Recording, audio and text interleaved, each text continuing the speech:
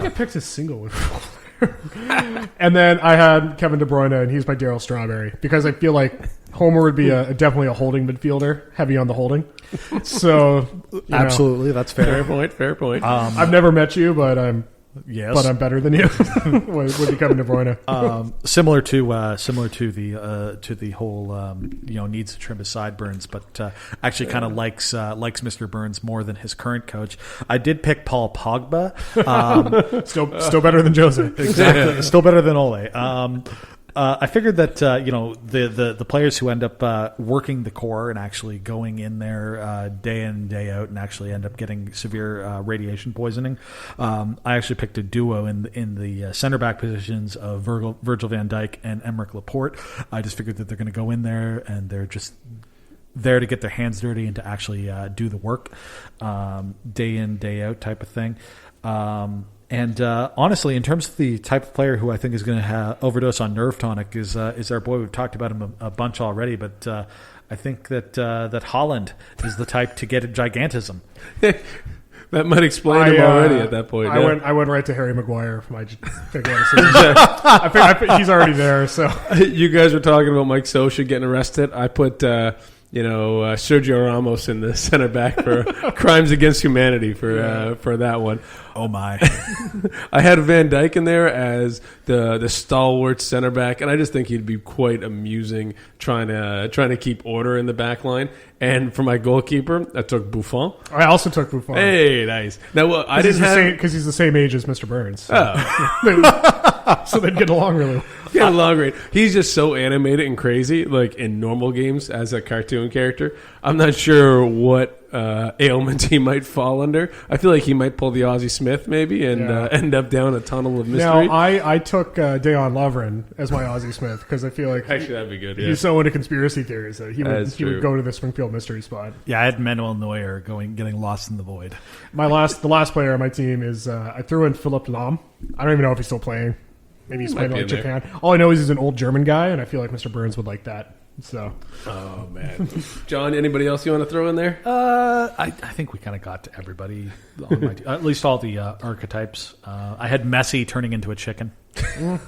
Oh, too much growth hormones.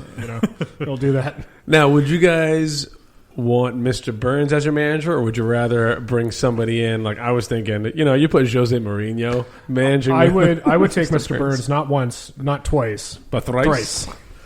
Personally, I'm bringing in Ariaga 2.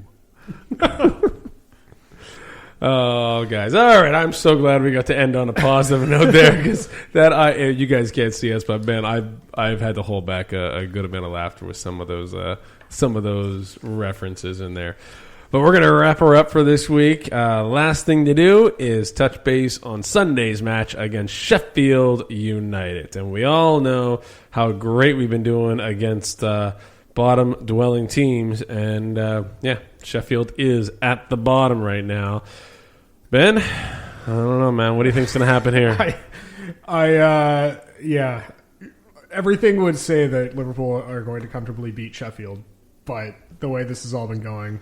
I'm gonna call a 1-1 draw. It's going to be frustrating. We're going to get angry, and that's how it's going to be. That's sad. Yeah. I'm sorry, but yeah, here we are. John, what about yourself? I've come to a realization that either I could say that Liverpool is going to win and have them lose and feel bad about myself and feel bad about what's happening in terms of this game, or I could start predicting a Liverpool loss, and either Liverpool starts playing well and I feel better about the team, or I start doing better in this game and I start feeling better on the podcast. So I'm going to say a Liverpool 1-0 loss. Here's my bold prediction. Rhian Brewster gets on the score sheet. Oh, Rhian Brewster coming back. He has not been doing anything for Sheffield. I've been keeping track there. Ben, I'll come back to you for your bold prediction. I'm going for a 0-0 draw on this one. Yeah. I'm in the pest. Like up until this week, basically, I've been telling myself Liverpool can win any game. Like it still could happen, and I kind of still believe that. But I also am kind of just incredibly disheartened right now with how JP, we didn't cover this, but Diogo Jota is like 2 weeks out. So, oh man, really? No. Apparently, he is in full team training. Full team training? I saw him Yes. in training. Full team. Apparently, he's starting this week to be in full team training, which should move ahead the whole 2-week yardstick to not be 4 months, but actually 2 weeks. Yeah, I think that we will see him off the bench against Chelsea. I don't know that we'll see him on the Sheffield's weekend. a little soon. Yeah. Ben, you come up with a bold prediction there in your 1-1 draw.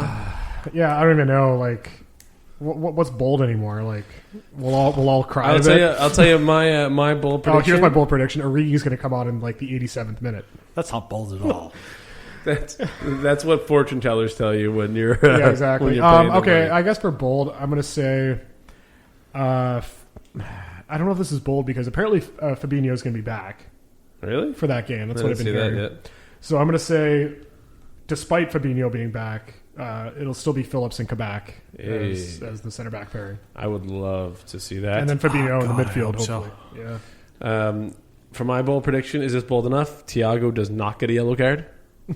I'll take it. That's pretty bold. All right. On my 0-0 draw there. That sounds like a great game. God, I'm dreading excited it. already. This is gonna be one of those games. It's 1:30 on a Sunday. I don't know if I've got anything to do. I might try to get like really drunk before just to try to make it a little more interesting. Yeah.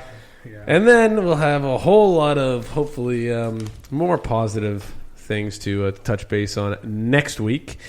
But that's going to wrap it up for this episode of the Canada Cop for the week of February 21st. Man, we are flying through February already. February already. You got there. Nah, I'm almost You got there in the end. It's hard. Ben, any closing remarks, shout-outs? Thanks for listening. Huge shout out to the Everton Supporters Club of Halifax. I don't know if you exist or not, but if you do, then you must be feeling pretty good. So anytime you can claim you've done something for the first time this century, it's pretty cool. So, good for you guys. What were we saying about glass houses earlier? Yeah. Oh. John?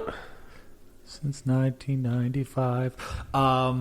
Honestly, it's always a pleasure recording with you two boys. Follow us on our socials at the Canada Cop Pod on Twitter, at the Canada Cop on Instagram. We like having some fun, even when things are absolutely dour. We try and have some fun on our social media channels, and we hope that you can follow us along as well. I never got a chance to do my Europa League team of the week. Let's hit that right now. Go ahead.